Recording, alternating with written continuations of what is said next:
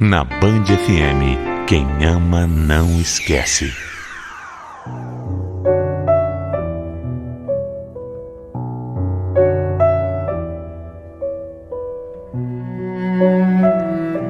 Mãe sabe.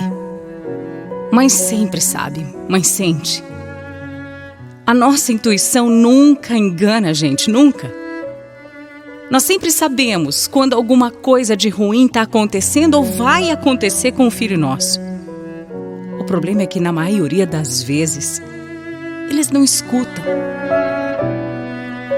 Eu era muito jovem quando eu engravidei do meu primeiro filho. Foi um susto, mas já estava feito. Por isso, quando eu estava de 6 meses, eu mudei para a casa do meu namorado, o Rogério. E logo depois, o nosso filho nasceu. Lindo, saudável, graças a Deus, né? Olha isso, Silvia. Olha como ele é lindo. Não é porque é nosso filho, não, mas... É, amor. A gente fez um menino lindo demais. É verdade, olha só. Você já viu um bebê tão fofo que nem esse? Se Deus quiser, ele vai crescer, ele vai se tornar um homem lindo, feliz. Ele vai viver muito, até ficar bem velhinho. E agora tá na hora da gente escolher o nome dele, né? É verdade. Você pensou em algum nome pra ele? Agora que eu vi o rostinho dele, eu acho que ele tem cara de Rogério, igual o pai. O que você acha? Eu acho que é um nome bom. É um nome bom pra um cara bonitão. Apesar da gente ter registrado Rogerinho com o mesmo nome do meu marido, o apelido que acabou pegando mesmo foi Nenê. Pro resto da vida, o meu filho mais velho seria chamado de Nenê. Por todo mundo, pela família, pelos amigos, todo mundo mesmo. Depois de alguns anos, eu e o Rogério tivemos mais 3 filhos, e entre eles o Eric, que mesmo sendo mais novo, era o mais apegado ao Nenê. Eles eram unha e carne. Melhores amigos, sabe? Um sempre esperava o outro para fazer qualquer coisa, até para dormir. Acho que pelo Eric ser mais novo, ele viu o irmão mais velho como um modelo a ser seguido. Um herói, sabe?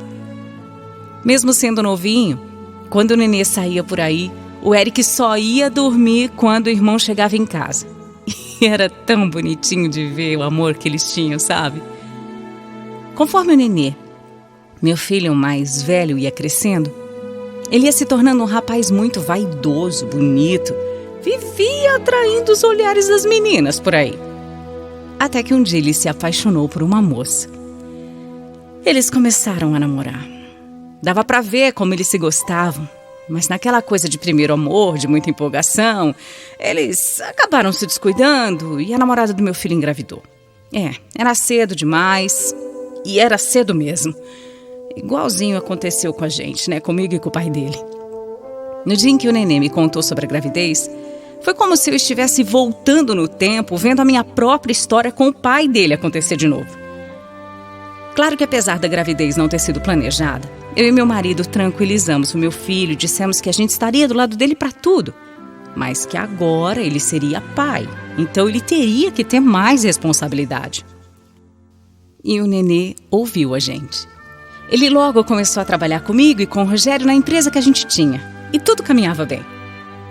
Mas quando a minha nora, a namorada do Nenê, fez 5 meses de gravidez, ela acabou sofrendo um aborto espontâneo e, infelizmente, ela perdeu o bebê. Aquela época foi dura demais para todos nós. Pro Nenê, então, nem se fala. Se você pudesse ver como ele ficou arrasado, meu Deus, era de partir o coração de qualquer um. Imagina o meu coração de mãe, então, como é que ficou. Não tem nada pior do que ver um filho da gente triste, não é? Não tinha sido mesmo uma gravidez planejada, mas a partir do momento que todo mundo soube, passou sim a desejar essa criança. Tanto que depois que o Nenê soube que tinha perdido o filho, algo dentro dele também se perdeu. Ele parece que, perdeu o brilho, murchou. Foi nítido isso. Algum tempo depois, o meu filho foi vivendo, levando a vida, sempre muito triste. Mas aí um dia ele decidiu que queria comprar uma moto. Eu e o Rogério de cara fomos extremamente contra. Não gostamos da ideia. A gente ficou muito apreensivo porque a gente achava perigoso isso. A gente vive vendo acidente de moto por aí, não é? Mas apesar da gente ter falado que não gostava da ideia, o Nenê não quis saber. Ele estava decidido a comprar moto. Pra falar a verdade, ele chegou até a brigar com a gente. Ele deixou de falar comigo e com o Rogério por 1 mês. E olha, isso me doeu demais, sabe?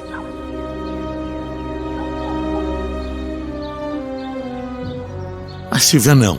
Não, eu continuo não achando uma boa ideia. Eu também não gosto da ideia não, Rogério. Mas se isso fizer o nosso filho voltar a falar com a gente, tá tudo bem, eu aceito, eu vou ceder. Eu só não quero mais ficar sem o Nenê na nossa vida. Pois eu continuo achando que se a gente simplesmente deixar ele comprar aquela coisa, o nosso filho pode acabar fazendo uma besteira. Sei lá, acabar indo parar no hospital. Ai, credo, vira essa boca pra lá, hein? Eu sei, amor, eu sei que não é legal, mas o Nenê tá irredutível. Acho que a gente precisa apoiar, sabe? Principalmente depois de tudo que ele passou. Talvez esse negócio de moto aí seja uma forma dele, sei lá, focar em outra coisa, sabe? Silvia, você sabe que a última coisa que eu quero nesse mundo é ver o nosso filho triste. Mas mesmo assim, eu ainda não consigo apoiar essa ideia. Eu não consigo.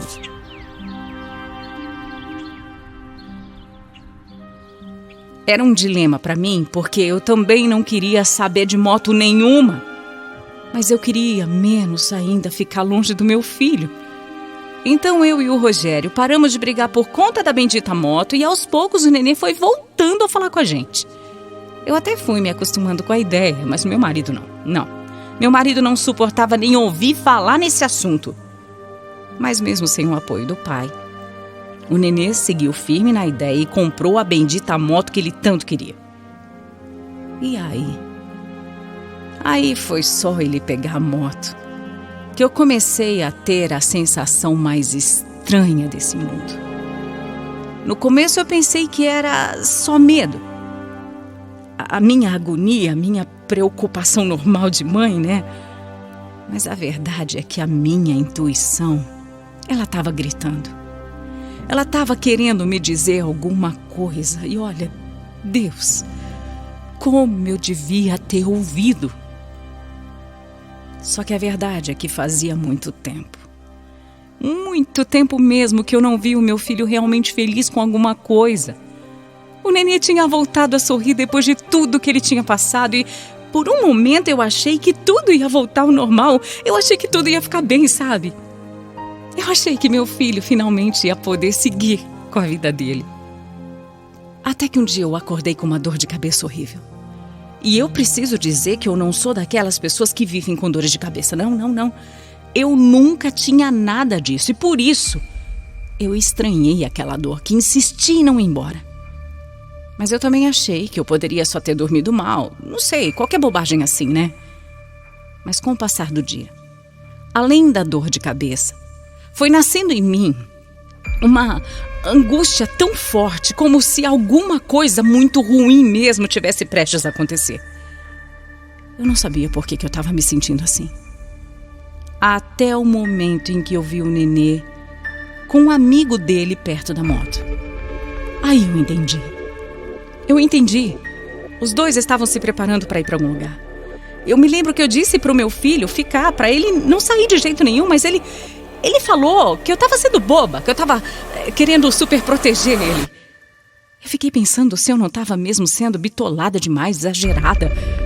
E tentei deixar aquele sentimento ruim de lado. Mas bastaram poucas horas. Só algumas horas até que alguns amigos do Nenê chegassem correndo em casa. Correndo. Para dar uma notícia para mim e para o Rogério. Os meninos falaram que o meu filho tinha sofrido um acidente de moto. Ele estava num hospital e que eles estavam ali para ir com a gente até lá. É claro, a gente saiu correndo sem nem pensar em nada, mas antes de chegar no hospital, ainda no caminho, eu descobri que eles não tinham falado a história verdadeira pra gente. No caminho até o hospital, eu e o Rogério acabamos vendo um acidente horrível. Era uma avenida muito movimentada. Tinha polícia, tinha ambulância, tinha tudo. sabe? Aquele cenário horroroso, aquela bagunça. Ali o meu coração começou a acelerar como nunca tinha acelerado antes. E aquela angústia foi ficando ainda mais forte. Conforme eu fui chegando mais perto do acidente, eu fui percebendo que os amigos do meu filho, ao invés de seguirem para o hospital, eles estavam ali encostando na pista. Foi aí que eu percebi que a vítima daquele acidente horrível era o meu filho. Eu fiquei em choque, paralisada. Alguns policiais se aproximaram e perguntaram se eu era a mãe dele, e aí já começaram a encher o Rogério de mais e mais perguntas, e eu não lembro de muita coisa, foi tudo tão confuso para mim, eu só tenho algumas vagas lembranças desse dia, como se tivesse uma névoa sobre tudo que eu estava tentando enxergar. A única coisa que eu me lembro realmente daquele momento era de lutar contra a minha razão e a minha emoção. Por fora, eu acho que eu parecia calma, concentrada, tentando resolver todas as coisas que esperavam que eu resolvesse, né? Mas por dentro eu gritava. Por dentro eu estava berrando, eu estava sangrando, desesperada. Porque ali estava o meu filho. O meu filho estava morto ali, o meu nenê.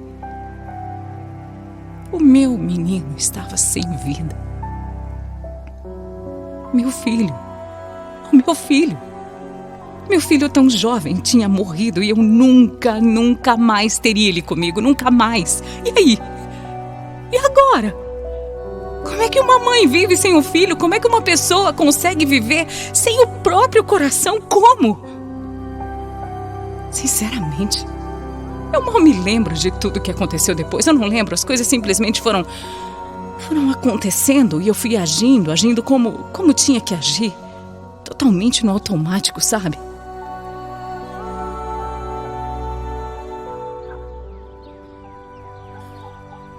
Como é que a gente vai conseguir fazer isso hoje, Silvia? Hoje, justo hoje, no dia do aniversário do Eric. A gente não tem escolha, Rogério. Ou a gente faz ou ninguém se despede do nenê. Você sabe que não dá pra adiar um velório. Se eu pudesse voltar no tempo, o nenê ainda estaria aqui com a gente comemorando o aniversário do irmão, que ele era tão apegado, mas... Meu Deus do céu. Eu nem sei. Eu não sei, meu bem. Eu não sei, tá difícil pra todo mundo.